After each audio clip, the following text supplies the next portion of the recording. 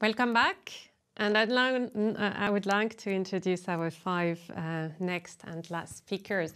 Good morning to all of you. We are going to talk now about the role of industrial R&D in innovation ecosystems. So back to the conference title about innovation cohesion. So I'll start by introducing you, and then we'll get right into an interactive debate. So we are joined now by first Ulla Engelmann, your Acting Director for Network and Governance at DG GROW, European Commission.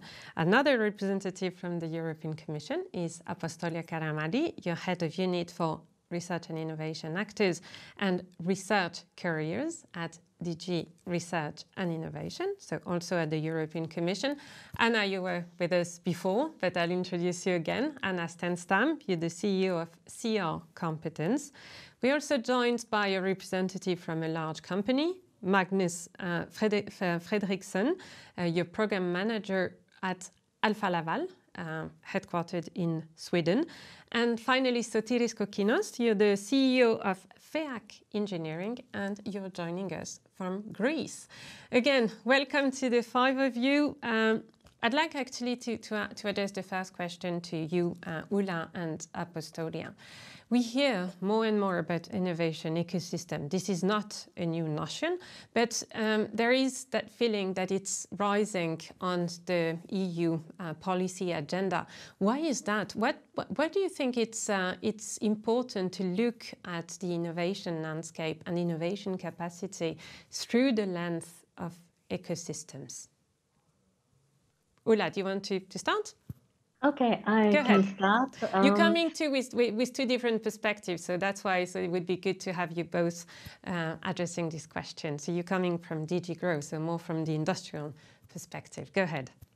Yes, absolutely. And we have two notions of ecosystem. We have the innovation ecosystems in order to which will be probably more in detail explained by Leah, but we also have industrial ecosystems, and we have identified in the latest industrial strategy 14 industrial ecosystems.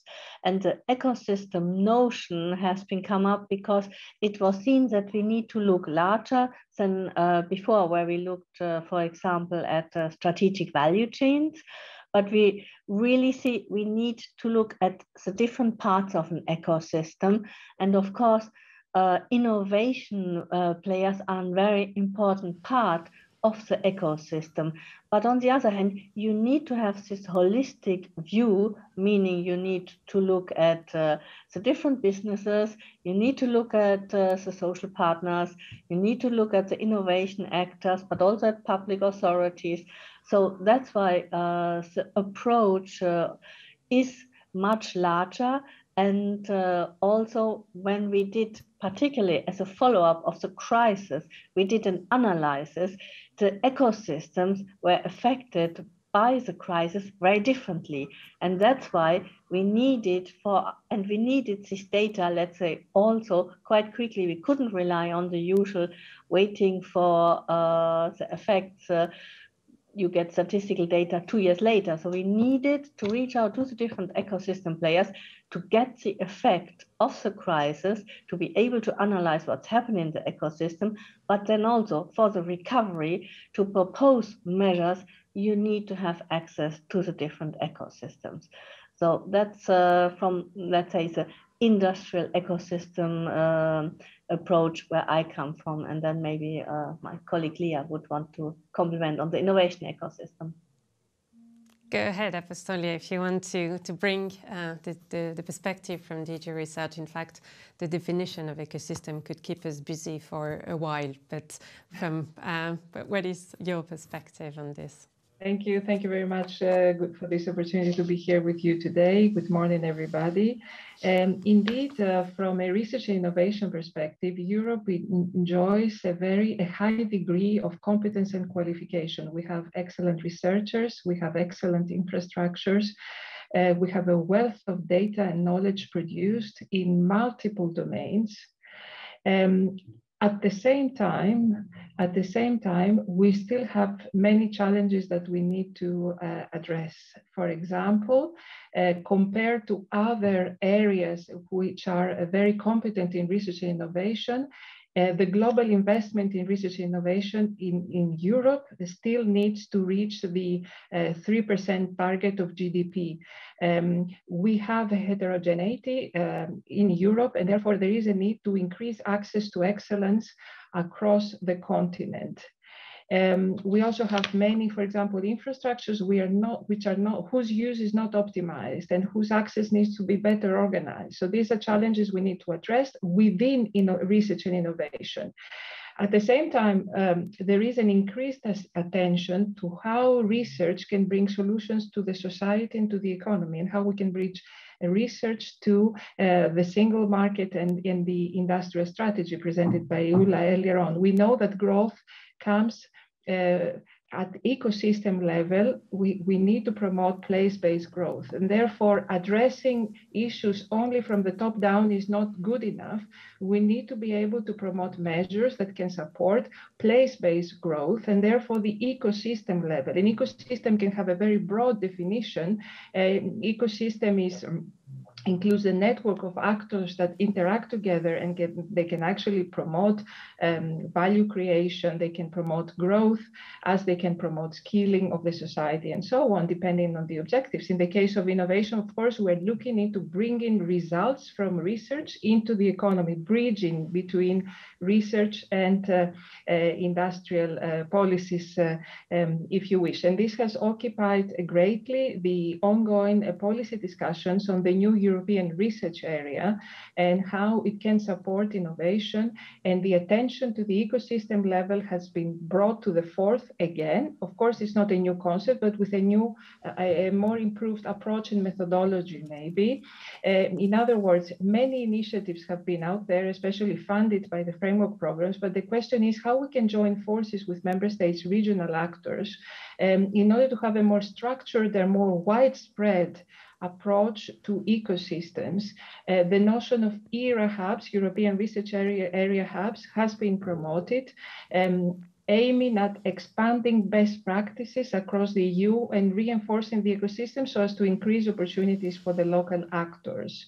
So indeed, just to confirm that from the research innovation side, better linking to smart specialization strategies, better linking to the ecosystem level is of top priority if we want to bring the results closer to the society and the economy. Thank you. You've both raised a very important point, and one thing I heard is actually the fact that the innovation ecosystem lens allows to identify several types of stakeholders. So broadening the question to all of you, why does it matter? Like Anna and Sotiris, you're both representative of scientific service companies. What's your feeling? Do you feel like your type of SME has the recognition it needs to strive? Anna, I think you need to take this one. It is getting better. Okay. Is my response to this. It is definitely getting better. And I'm really happy to hear how ecosystems and networks are looked upon now. Because I think that if you are a little bit of a nerdy physics, chemistry person like myself, you know that interface is all about surface area, volume relations. And the more smaller actors you have, the larger the interface will be and the better the connections will be. So it's important to see the ecosystem having these big building blocks, but also the mortar between them. And that's where I think companies like Sotiris and mine really comes in. It is flexible, smart, fast-moving companies and people who can adapt to these type of changes, like you mentioned, the crisis and so forth. I think that is extremely important, and that is why I'm glad that we are more recognized. But no, it's not recognized enough.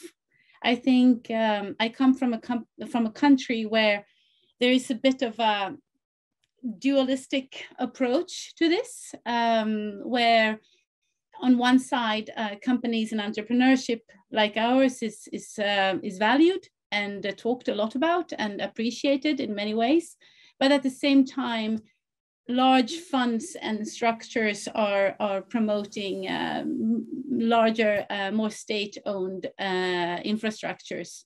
And I think it's interesting and important to look at it also in countries like mine, which sometimes are brought up as an example of a good example. So I think it is very important. I think also someone said earlier today that we might not be unicorns now or in the future. But I think that we are catalysts. We're definitely helping others to become unicorns. And I have no idea how the European Commission or anyone else are going to measure and follow this, but it's important to do so. It is very important to measure what goes on with the companies that we work with, and not only with us as closed and isolated entities. So I'm happy to contribute to what the European Commission is doing when it comes to analyzing this. I think it is very, very important. Thank you, Anna. So not unicorn, but catalyst. I think that helps us grab better what these scientific service companies are. Magnus, can I stay with you? The Swedish ecosystem is, well, we'll hear about the Greek ecosystem afterwards, but do you agree with what you've heard so far? Do you have, do you feel like Alfa Laval belongs to an ecosystem? Good morning, and thank you for inviting me here. Regarding the ecosystems, I think we have a lot of ambition here, both from startup companies, service companies, and also the LSIs and so on. But today, I think the whole system is a little bit quite immature, because we are trying to get better and better, and we don't really look into the perspective to be different. I think we need to find another solution or another structure here to get this going and to scale. And there are a lot of efforts in Sweden, and Anna, you know about this as well. And it's a lot of focus on the funding from state money and so on. But still, I guess we need to come up with another approach here to get more drive from the large companies and also from the SMEs. And in that perspective, we definitely need scientific service providers to get or to fill the gap between the need from the industry and also from the offering that those LSIs can provide. But Magnus, is it in Alfa Laval's corporate culture to utilize this services of research infrastructures or intermediary companies, those scientific service companies? Do you do that? I would say that Alfa Laval is a typical engineering company with a lot of product development and great ideas and a lot of patents and so on. We are curious, we are interested in new technologies. So, but again, we need to find the way how to work and how to utilize those opportunities that are coming up here. And working with LSIs, it's for us in a more pragmatic way, it's kind of new. We have done some experiments. We are trying to learn how to benefit from the LSIs. You know, we have Max 4 and ESS just next door here. So, for us, we need to develop a new way of working and have come up with a new, I would say, approach. Because again, we are a company and we are looking for the value of using LSIs. And as long as we cannot find a solid business model, it's really hard to motivate. But we are trying hard, and we have the ambition to be more engaged in working with LSIs and, of course, scientific service companies or providers. All right. I see there are a few questions starting to come in the Q&A function next to the live you're watching. So just keep sending them. Okay, I will take a few in just a short time. But before I do so, you've raised an interesting point, Magnus. It's actually a bit of a reality check as well. The use of scientific service companies is not yet well spread. So what can be done to better integrate such companies, their added value in large companies' value chains? What can be done? Sotiris, you haven't yet come in. What is it in your experience? But it's a question for you all. Here it's clearly a change of culture that needs to happen. Well, if I may comment from my side, in Greece, it's getting better. Not as much as we would like, but it's getting better. We begin receiving the recognition, as mentioned before, but again, every time, we need to spend a lot of effort in order to make our clients or potential clients to understand what we provide, what would be the advantages of trusting us on providing our services. Every time it needs a lot of time in order to come to a final decision from their side. In the previous years in Greece, there was a huge financial crisis. A lot of lessons were learned from the big companies. There are not many big companies in Greece. We are not having so much big industry, but again, there are some very well-known in the European market. We try to approach them. They also learned that they need to trust SMEs like us, to trust companies that provide high added engineering services and the scientific services, because they are the companies that provide them the innovation. They will help them to come to the forefront of the innovation and finally to the competition of the global market. For us based here in Greece, the difficulties are, I would say, a little bit more in number. And what I mean on that, it means that being based on the southeast part of Europe, we need to be close to the European market. So that means that we need to invest money on participating on exhibitions taking place or conferences taking place in the Europe. While when being here in Greece, as I said, we need a lot of effort to convince the companies to trust us. Saying that, a final comment, just to sum it up, it is difficult to make people understand what we provide, but at the end of the day, only through companies like us, like Anna's company, will be able to reach the technology and the innovation market, the increase of the technology and the innovation. All right, so it sounds to me like, well, both your companies and Anna's are somehow still suffering from a lack of visibility. You may disagree, and if you do, it's now the time to say it. But I do have a question about what to do about this lack of visibility. So broadening the question, do you think that having a policy framework around innovation ecosystems could help? And it could be a policy framework that is either at regional, national, or European level. Does that help at all, or do you think this is this bridge between large companies and research infrastructures need to to be a bottom-up approach? I have two perspectives on this. I think I believe very much in the fact that I am not visible enough it's on me. I mean, if I want to have clients, I need to sell. So I think I need, it's quite simple in a way. It's selling and delivering and, getting recognition based on that. So I think in one way, this is up to us very much. And I think if I don't have Swedish clients, then I can go to another country. It doesn't have to be here close to me. I don't have to work with European countries. Sorry about the European Commission, but I don't have to. So I think that's, it's very much on our own hands. And I think a lot of us are doing a lot, and we're doing quite well, right? I mean, really, we're doing really good, some of us.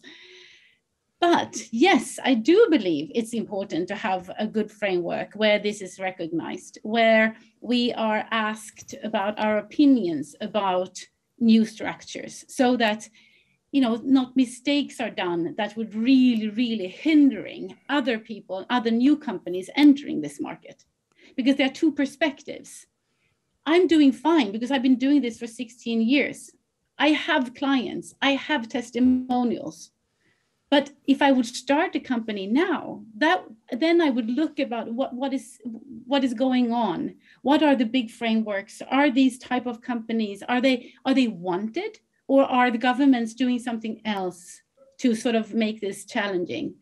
And I think that is what is important. It's important to have these frameworks and to include our type of companies so that we can come in with our experiences from different type of interfaces and provide what is our experience of best practices. But then, Anna, in your own experience, has the government framework helped or been challenging for you, if you're saying that you may go and work with customers elsewhere?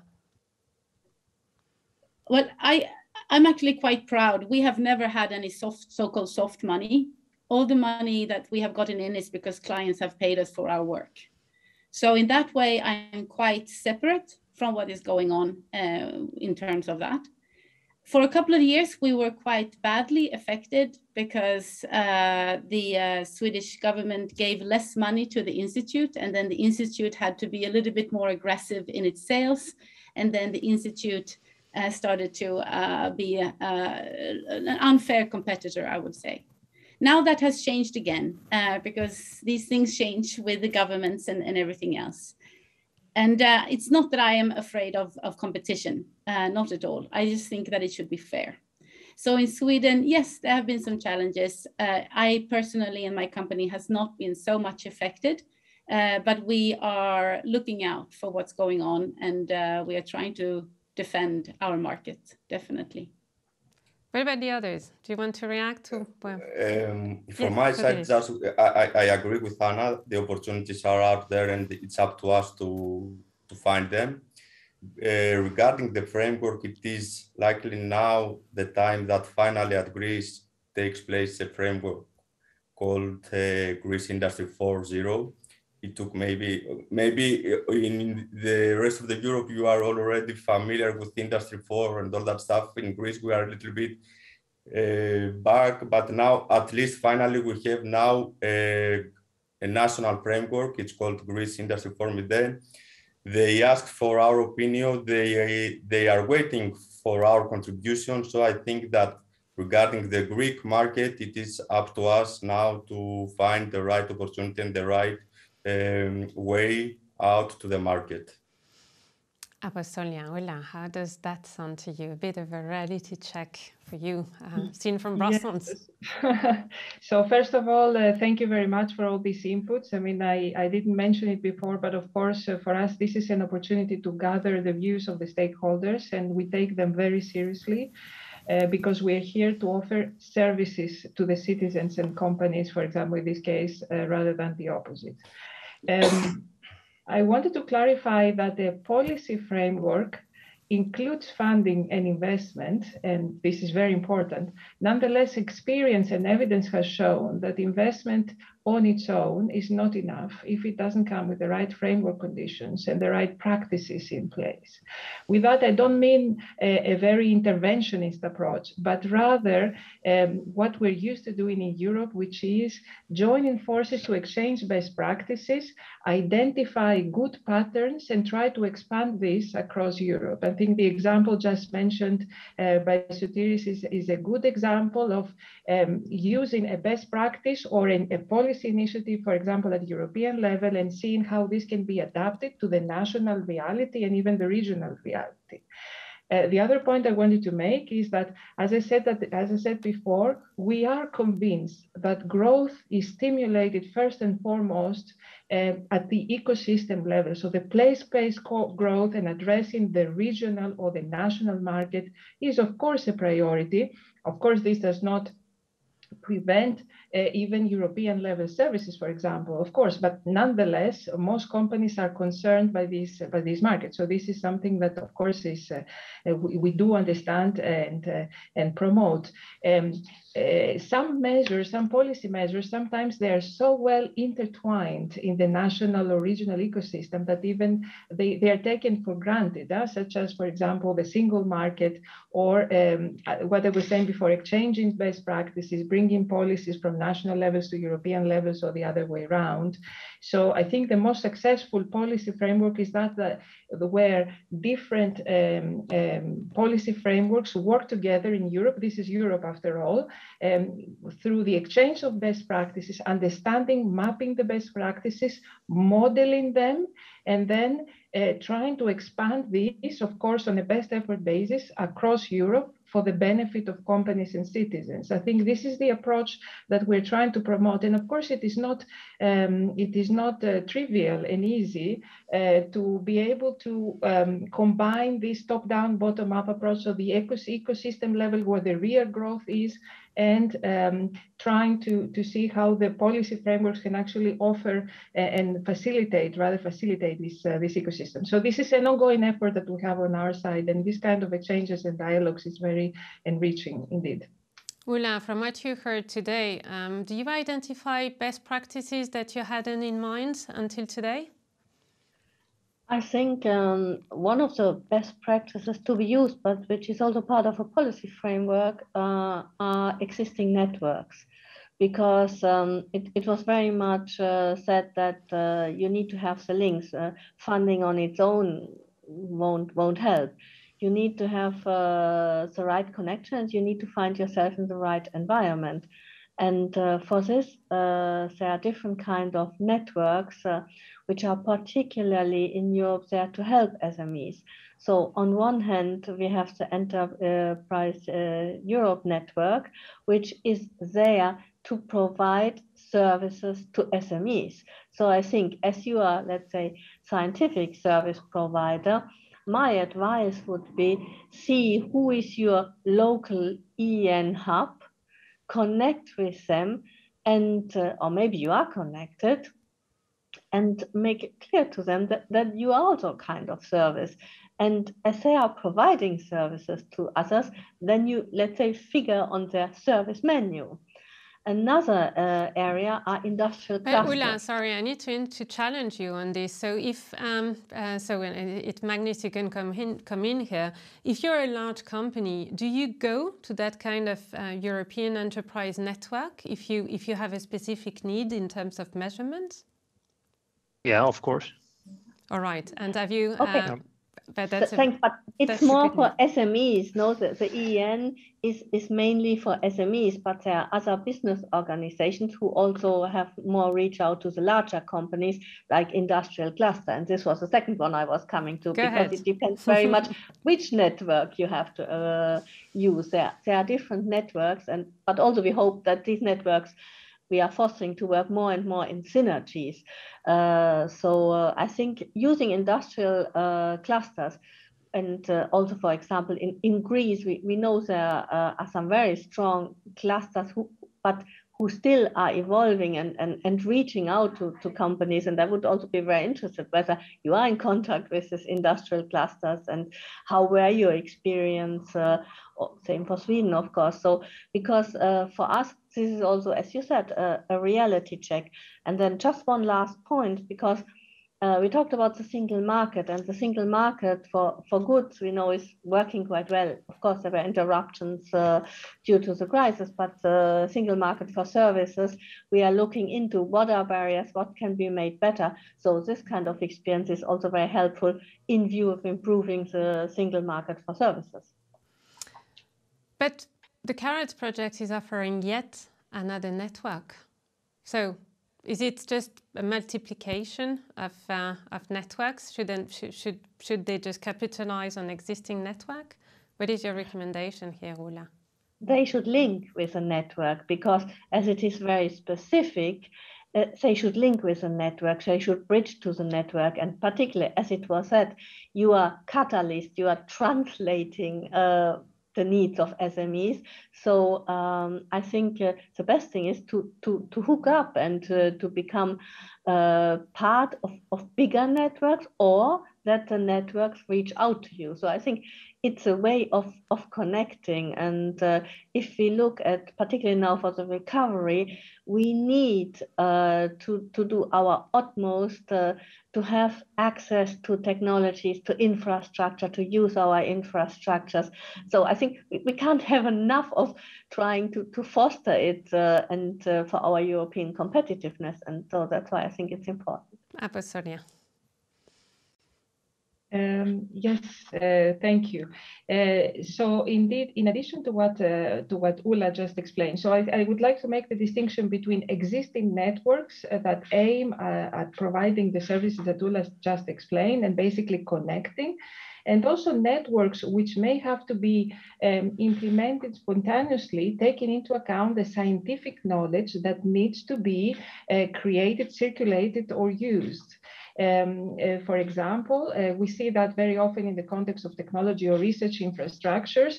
Data may be created by a given infrastructure or multiple infrastructures, and maybe for the needs of a specific service, we need to network different type of entities or actors or accessing data from different sources. And therefore, there we have a network which has science at its base. So speaking from a research innovation perspective. So my message is one does not prevent the other.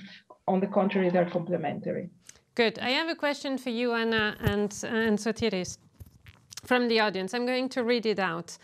Is the use of state-of-the-art tools an issue, specifically for X-ray and photon sources?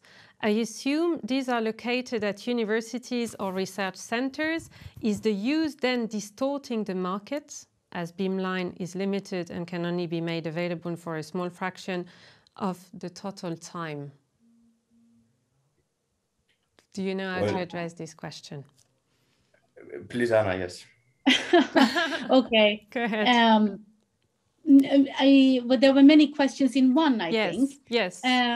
But I mean, to my experience, a lot of these things are not used 24/7. Some, yes, are more complicated to reach than others, but then there are many places to reach them at. As I said in the previous presentation, we are very much problem solvers.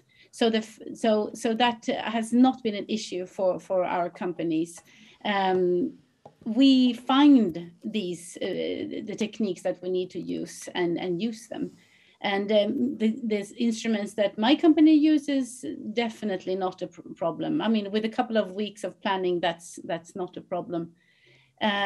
So what's that question? It's not I mean, the advanced technologies are in our favor. They provide data that could not be provided in any other way. And that means that they are pieces to a puzzle that could be quite unique and sometimes being pivotal for the problems being solved.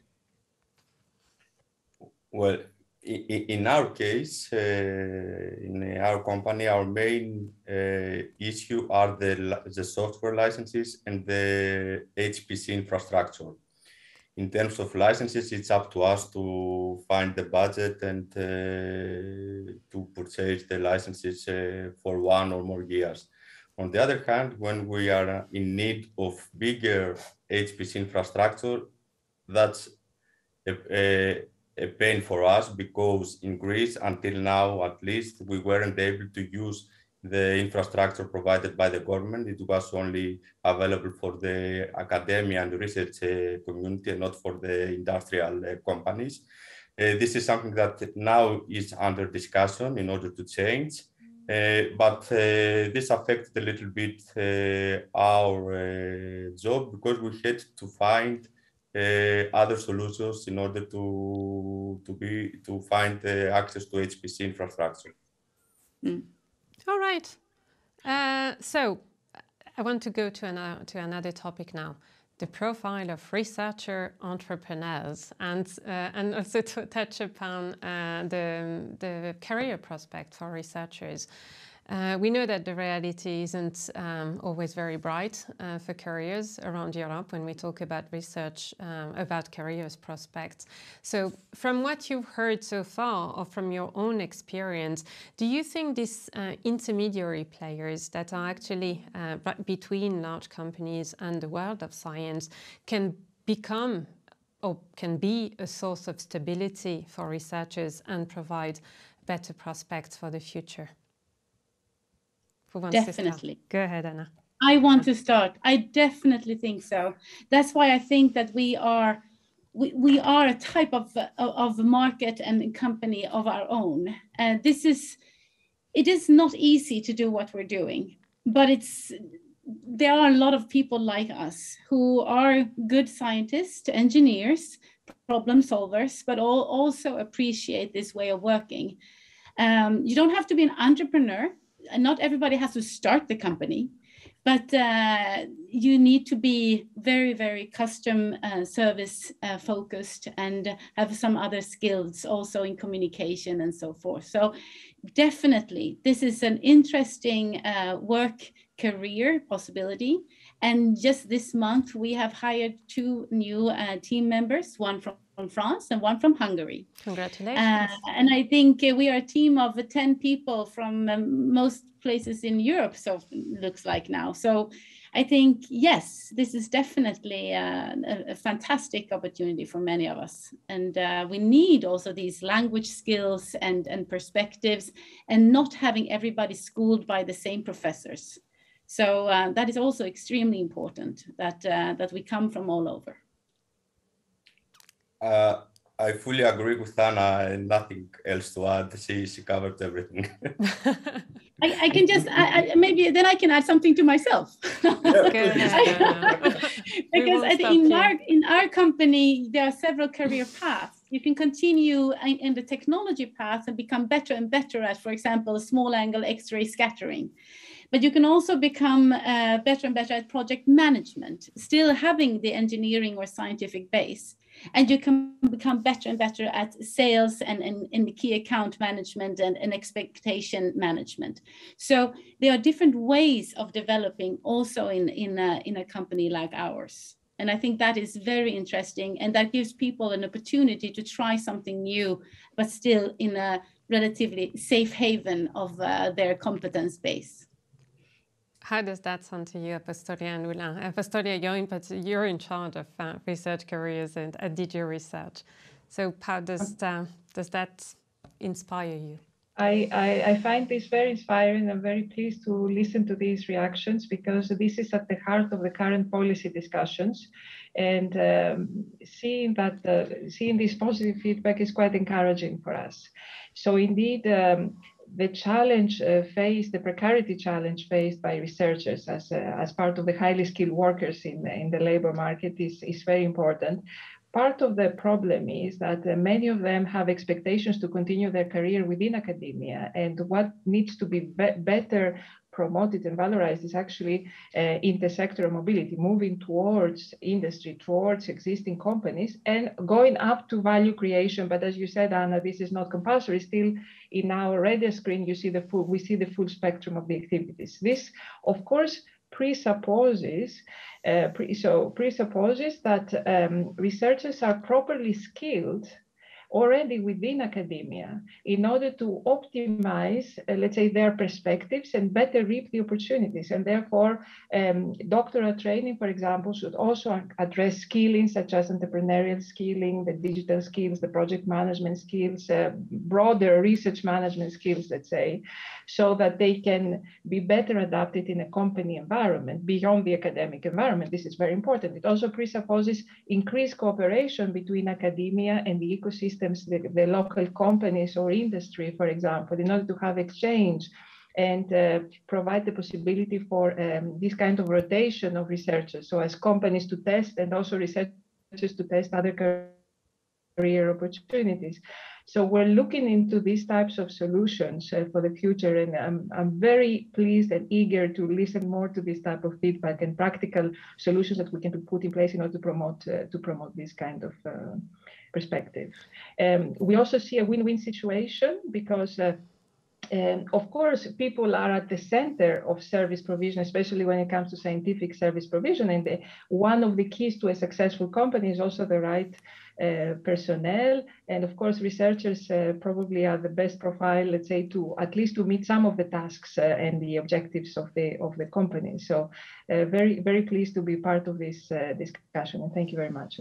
Magnus, can I come to you actually? How does that resonate with you? Because we speak about academic researchers, but we could also speak about private researchers in the private sector here. I think this should be balanced in some way, because the top-notch research here will come from the academia in the beginning, but when it comes more applied, we can use the research front in the industry. And in a short term, I think providers are necessary, but in a long term, looking at the bigger companies, I think we would like to have this competence inside or in-house. So, but this is not a good news for scientific service companies. It depends on they would like to change jobs. No, I'm just kidding.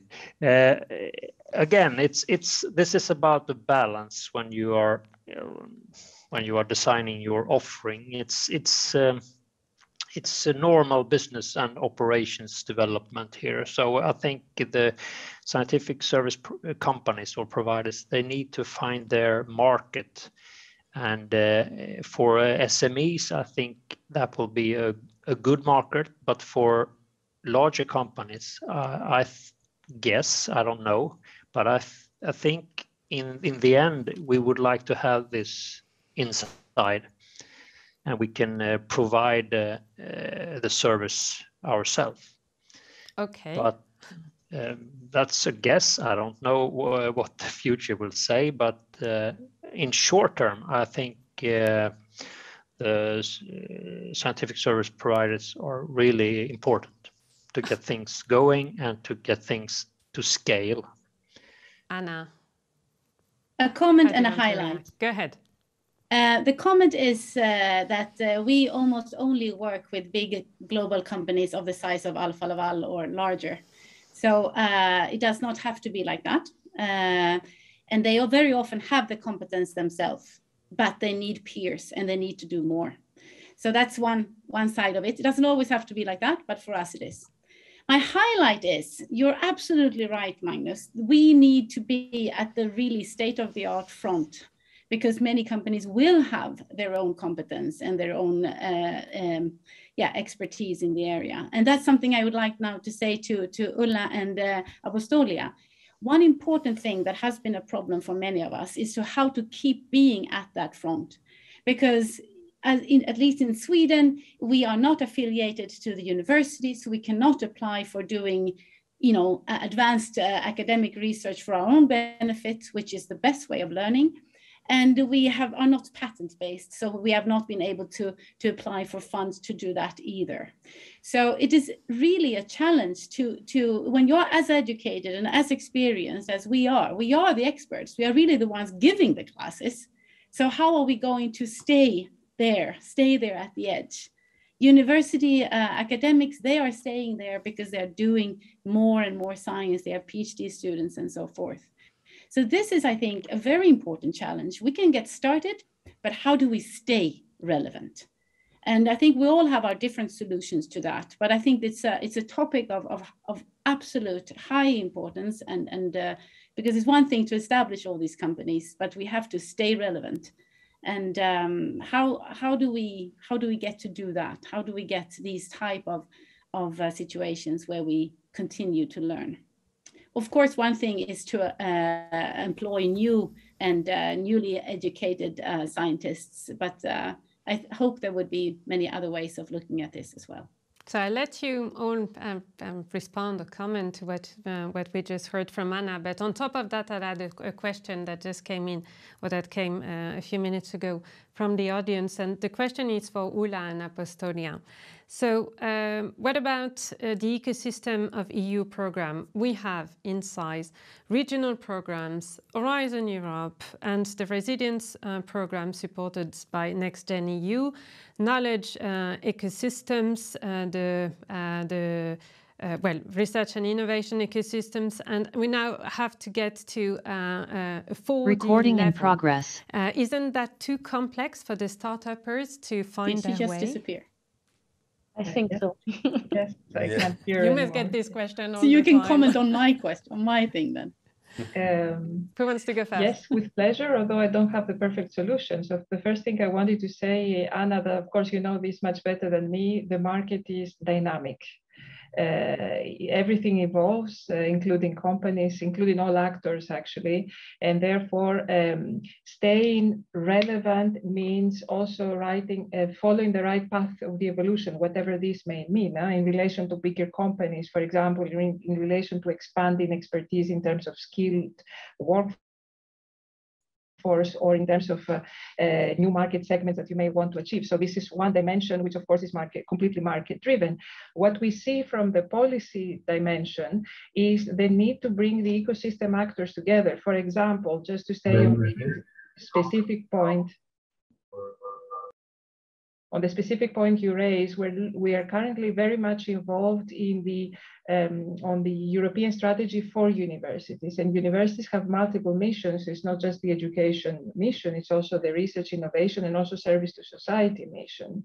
Yeah. And more we see universities very much engaged into the interaction with the different ecosystem actors and having an interdependency to exchange personnel and staff, to exchange knowledge for value creation, for services, and so on. So let's say that the frontiers are not clear cut, but rather there is a trend for more integration between the actors of the ecosystem. And I think this can also help because it puts everybody at the right place.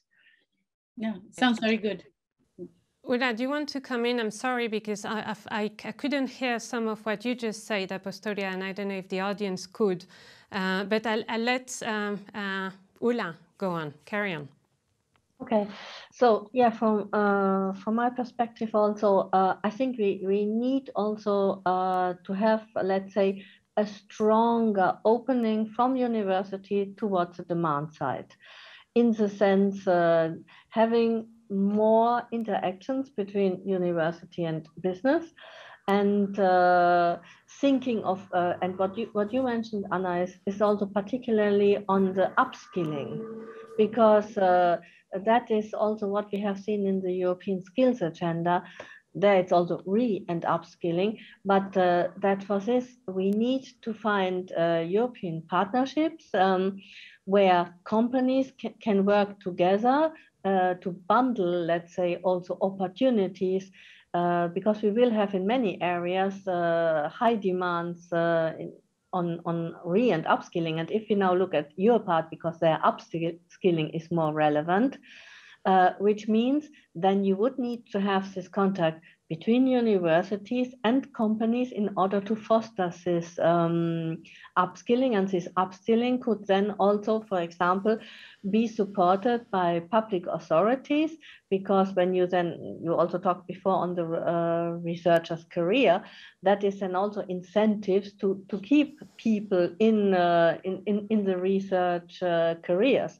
And this is something we are looking in and also be part of, because there was also the question on how do we link the different programs together. And so, for example, there is this discussion between how can we use Horizon, but it's also, let's say, all the social part which comes in, because the skilling, this needs to be combined. And for that, one way we are tackling is what we call transition pathways for the transition of our ecosystems. And there we really want to bring the different players together, look at different scenarios and analyze different options.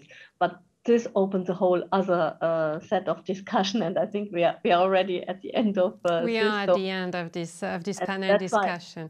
This is one of the way how we are looking at synergies, and I also must excuse myself because I have to be at 12 o'clock in the next meeting. This is fine. So. Thank you very much to the 5 of you, and I think there will be more discussions going on offline further to this panel discussion. So again, a very warm, warm thank you to the 5 of you. You raised a lot of very important points here. I think it's an invitation to carry on this discussion in whatever setting, but I'll let you go, Ulla. I know you have another meeting, so very grateful that you could join us today, and same to the 4 others.